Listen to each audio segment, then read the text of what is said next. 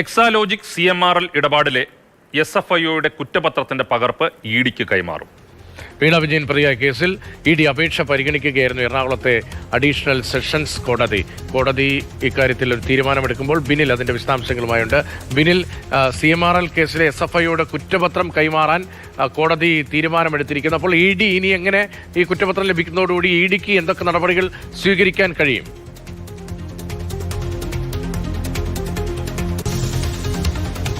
രതീഷ്, SFIയുടെ റിപ്പോർട്ടിന്റെ പകർപ്പ് ഇഡിക്ക് കിട്ടുമ്പോൾ അതിൽ ഏറ്റവും പ്രധാനപ്പെട്ട കാര്യമെന്നത് ഇഡിയുടെ ഇതുവരെയുള്ള അന്വേഷണം ഏതാണ്ട് മരവിച്ചൊരു ഘട്ടത്തിൽ നിൽക്കുകയായിരുന്നു. അപ്പോഴാണ് SFIയുടെ റിപ്പോർട്ട് വരുന്നത്. ആ റിപ്പോർട്ടിന്റെ അടിസ്ഥാനത്തിൽ അഡീഷണൽ സെഷൻസ് കോടതി മുഖ്യമന്ത്രിയുടെ മകൾ വീണയ്ക്കും അതോടൊപ്പം തന്നെ CMRL ഉടമ ശശിധരൻ കർത്തിയുമടക്കം 13 പേർക്കെതിരെ കുറ്റം ചുമത്തിയിരിക്കുകയാണ്. അതായത് അവർക്കെതിരെ പ്രഥമദൃഷ്ട്യാ ഇതിൽ വിചാരണ നടപടിയിലേക്ക് പോകാനുള്ള കാര്യകാരണങ്ങൾ ഉണ്ട് എന്ന് കോടതി കണ്ടെത്തി അത് കുറ്റം ചുമത്തിയിരിക്കുകയാണ്. അങ്ങനെ ഒരു റിപ്പോർട്ടാണ് എൻഫോഴ്സ്മെന്റ് ഡയറക്ടറേറ്റിന്റെ മുന്നിലേക്ക് കിട്ടുന്നത്. സ്വാഭാവികമായും അവർ മുഖ്യമന്ത്രിയുടെ മകളിലേക്ക് കൂടുതൽ അന്വേഷണത്തിലേക്ക് പോകാനുള്ള ഒരു രേഖയായി ഇത് മാറുമെന്നതാണ് ഇതിന്റെ ഏറ്റവും പ്രധാനപ്പെട്ട കാര്യം.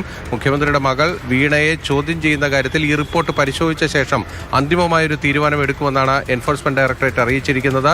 കഴിഞ്ഞ ദിവസം അവർ ആ റിപ്പോർട്ട് വന്നപ്പോൾ തന്നെ അഡീഷണൽ സെഷൻസ് കോടതിയിൽ ആ റിപ്പോർട്ടിന്റെ പകർപ്പിന് വേണ്ടിയുള്ള അപേക്ഷ നൽകിയിരുന്നു. ആ അപേക്ഷയാണ് ഇപ്പോൾ കോടതി അംഗീകരിച്ചിരിക്കുന്നത്.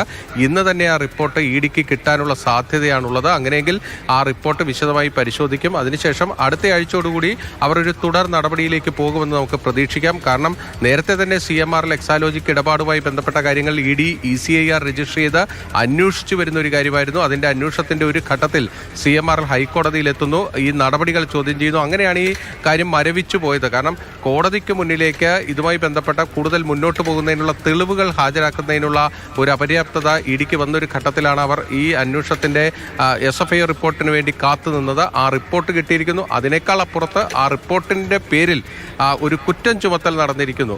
അതുകൊണ്ട് തന്നെ ഇഡിയെ സംബന്ധിച്ചിടത്തോളം കാര്യങ്ങൾ കൂടുതൽ എളുപ്പമാവുകയാണ്. സ്വാഭാവികമായും അവർക്ക് ആ റിപ്പോർട്ട് വെച്ചുകൊണ്ട് തുടർ നടപടികളിലേക്ക് പോകാൻ കഴിയും. അതായിരിക്കും ഇനി നമ്മൾ പ്രതീക്ഷിക്കേണ്ടത്.